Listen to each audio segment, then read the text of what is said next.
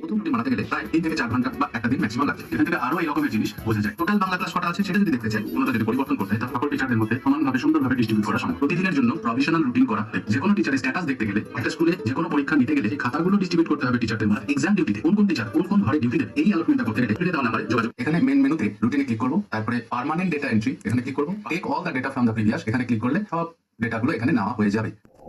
Part 1 আর part 2 এর কাজ শেষ হয়ে গেলে রুটিন জেনারেশন এখানে ক্লিক করলে একটা বাটন খুলবে যেখানে স্টার্ট ফর নিউ রুটিন এখানে ক্লিক করলে তারপরে generation of routine for the class equal একটা বড় উইন্ডো খুলবে। তাই 532টা ক্লাস অটোমেটিক্যালি করতে থাকবে। এখানে 8 শনিবারে 4টে ক্লাস হবে। জেনারেট ক্লিক করলে আমরা কয়েক সেকেন্ডের মধ্যে পূর্ণ রুটিন পেয়ে যাবো। আমাদের সম্পূর্ণ রুটিন হয়ে গেছে। এখানে ক্লিক করলে আমরা দেখবো রিমেনিং 686টা ক্লাস অ্যালটমেন্ট হয়ে গেছে। মঙ্গলবার 4টে ক্লাসের মধ্যে 3টে ক্লাস পর পড়ে গেছে। এটা আমার ভালো লাগছে না, একটু চেঞ্জ করতে চাইছি। আমরা দেখো এই ক্লাসটা এখানে চলে গেছে। এভাবে আমরা প্রত্যেকটা টিচারে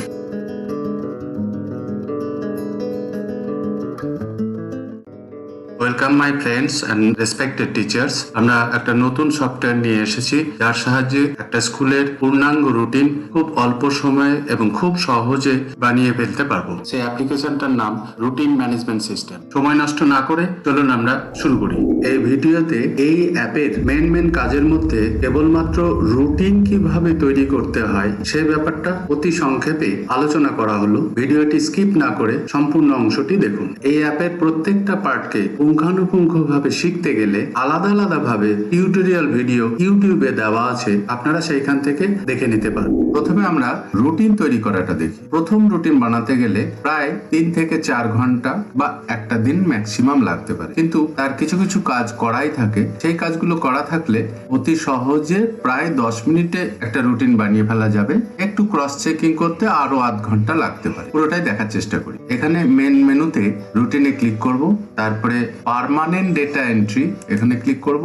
পার্ট 1 এ একটা স্কুলে বেশ কিছু কাজ থাকে যেগুলো সেই স্কুলের জন্য নির্দিষ্টই থাকে। সেই কাজগুলো পার্মানেন্ট এন্ট্রিতে করতে হয়। পার্ট 1 এ subject, class entry, teachers entry এরকম ধরনের সব কাজগুলো প্রথমবার একের পর এক শেষ করতে হয়। যদি আগে থেকে কোনো কাজ করা থাকে তাহলে আমরা এই স্টার্ট অ্যান্ড ডিলিট একবার ক্লিক করে নিয়ে take all the data from the previous এখানে ক্লিক করলে সব ডেটাগুলো এখানে নেওয়া হয়ে যাবে।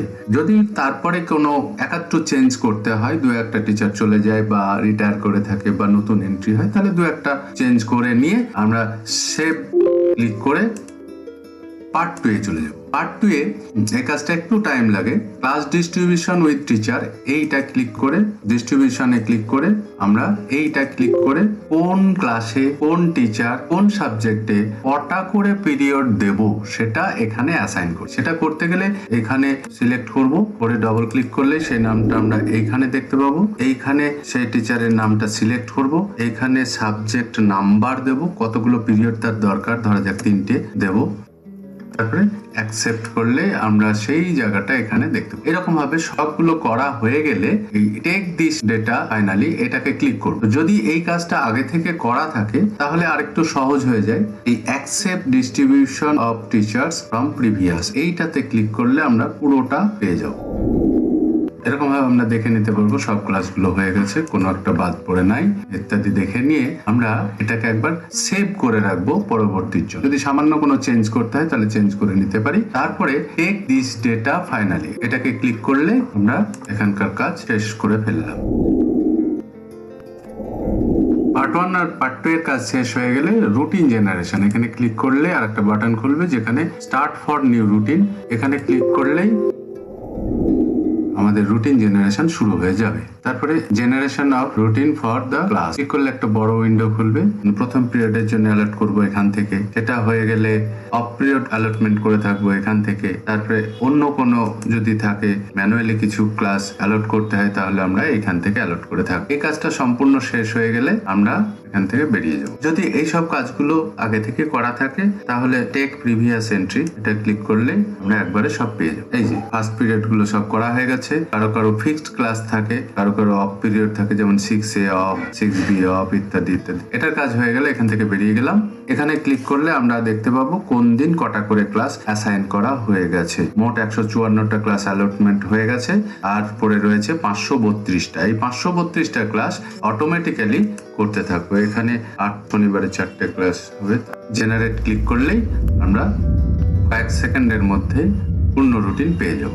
এরপরে দেখুন 30টা ক্লাস রিমেনিং রয়ে গেছে। এইটা করতে গেলে আমাকে চলে যেতে হবে এই ক্লাস রুটিন এখানে, তারপরে অ্যালার্ট ক্লিক করব 8 4 ওকে করলেই আমরা বাদ বাকি 30টা ক্লাস সবটাই হয়ে যাওয়ার কথা। দু একটা যদি না হয় পরে স্টেপ করতে হবে।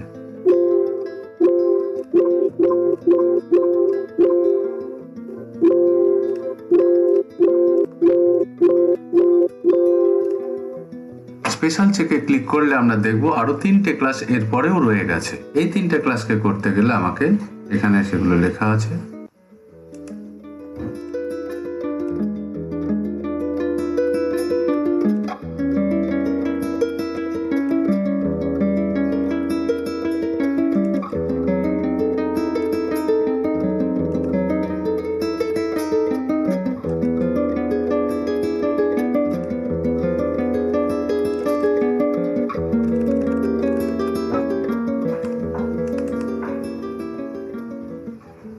এবার স্পেশাল চেক ক্লিক করলে আমরা দেখব আর একটা ক্লাসও বাদ নেই।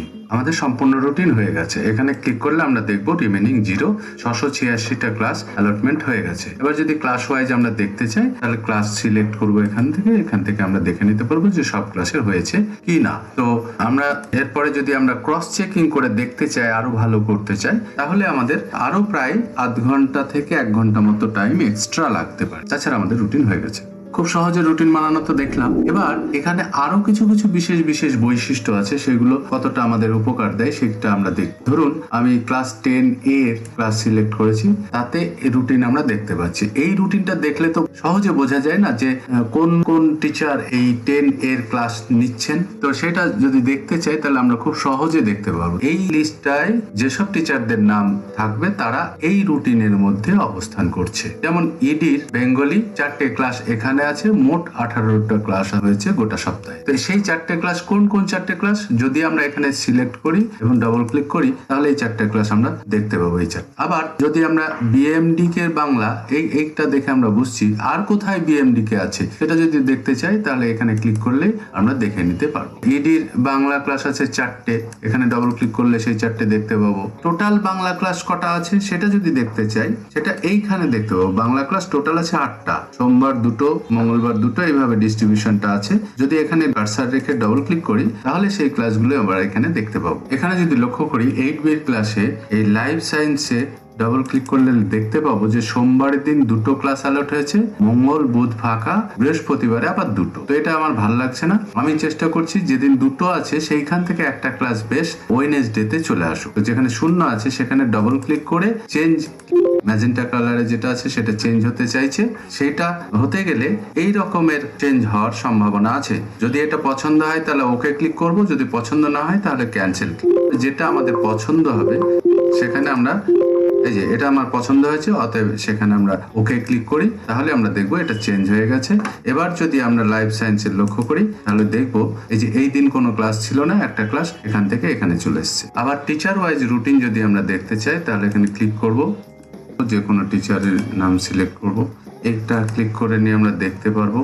কোনোটা যদি পরিবর্তন করতে হয় তাহলেও খুব সহজে পরিবর্তন করা যায়। আমরা এখান থেকে দেখতে চাই ডিকে এই সব ক্লাসগুলোতে ক্লাস নিচ্ছে। যদি আমরা দেখতে চাই 11 সায়েন্সের ক্লাসটা কোথায় কোথায় আছে তাহলে এখানে ডাবল ক্লিক করলে আমরা 11 সায়েন্সের কোথায় কোথায় ক্লাস আর দেখতে পাবো। তা আমি চেষ্টা করছি যে এখান থেকে কিছু ক্লাস পরিবর্তন করব। যেমন মঙ্গলবার 4টে ক্লাসের মধ্যে 3টে ক্লাস পর পর পড়ে গেছে, তো এটা আমার ভালো লাগছে না, একটু চেঞ্জ করতে চাইছি। তো এখানে ওয়াই ক্লিক করব, তারপর যেখানে নিয়ে যেতে চাইছি সেখানে ডাবল ক্লিক করলে উপরে আমরা দেখতে পাবো। যদি পছন্দ হয় তাহলে আমরা দেখবো এই ক্লাসটা এখানে চলে গেছে। এভাবে আমরা প্রত্যেকটা টিচারের ক্রস চেক করে আমরা দেখে নিতে পারবো কোনটা পছন্দ হচ্ছে কি হচ্ছে না। যদি না হয় তাহলে আমরা এইভাবে চেঞ্জ করে নিতে পারি। এইভাবে সম্পূর্ণ রুটিন বানিয়ে ফেলতে পারি।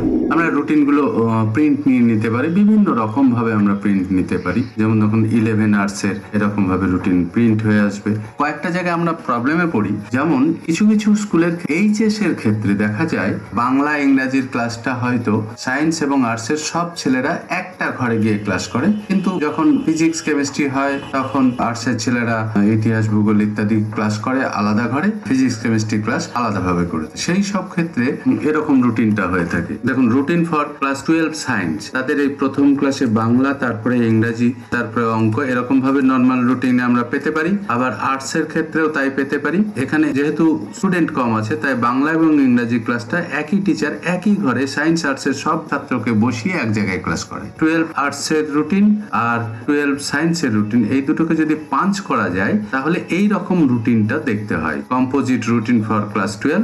এইখানে দেখা যায় এই যে প্রথম ক্লাসটা আরএস নেবে ইংরাজি, দ্বিতীয় ক্লাস বাংলা, তৃতীয় ক্লাসে দেখা যাচ্ছে এআর ম্যাথামেটিক্স নেবে সায়েন্সের স্টুডেন্টদের জন্য আলাদা ঘরে, এবং এসসি হিস্ট্রি নেবে অন্য ঘরে আর্টসের স্টুডেন্টদের জন্য। তেমনি ভাবে এই ঘরটা লক্ষ্য করুন, কেমিস্ট্রি ডিটি নেবে সায়েন্সের জন্য, আবার সেই সময়ে অন্য ঘরে সংস্কৃত নেবে বিবি বলে কোনো স্যার। এই প্রবলেমটা আমরা এই রুটিনের মাধ্যমে অটোমেটিক ওয়েতে সলভ করা যায়। আবার অনেক সময় দেখা যায় এই ক্লাসে সংস্কৃত আর হিন্দি থার্ড ল্যাঙ্গুয়েজ হিসাবে একই স্কুলে থাকে। সেখানে এ সেকশনে হয়তো আলাদা রুটিন আছে, বি সেকশনের আলাদা, সম্পূর্ণ আলাদা রুটিন আছে, কিন্তু কোনো একটা পার্টিকুলার পিরিয়ডে সংস্কৃত যদি ক্লাস হয়ে থাকে, এ এবং বি সকল ছেলের মধ্যে কিছু ছেলে সংস্কৃত নেবে, আবার সেই টাইমে কিছু ছেলে হিন্দি ক্লাস করবে। এটা করতে গেলে এই রুটিনে খুব সুন্দরভাবে করা যায়। তখন প্রিন্টটা বেরিয়ে আসে ঠিক এইরকম ধর। দেখুন, এই যে এখানে লক্ষ্য করুন, রুটিনে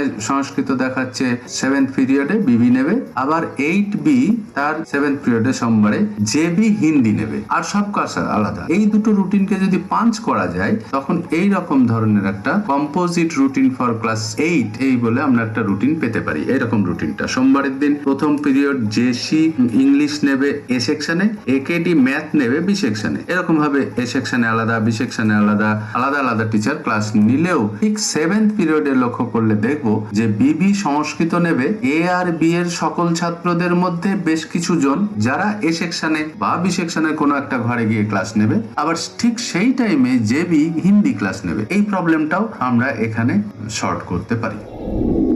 ভিডিওটা এতদূর অবধি দেখার জন্য প্রত্যেককে আমার আন্তরিক শুভেচ্ছা, ভালোবাসা এবং অভিনন্দন রইল। শিক্ষার স্বার্থে ভিডিওটি লাইক করুন, অনেক অনেক শেয়ার করুন, এবং পরবর্তী আরো অনেক ভিডিও পেতে সাবস্ক্রাইব করে রাখুন, এবং যারা ইন্টারেস্টেড তারা স্ক্রিনে দেওয়া নাম্বারে যোগাযোগ করুন। ধন্যবাদ।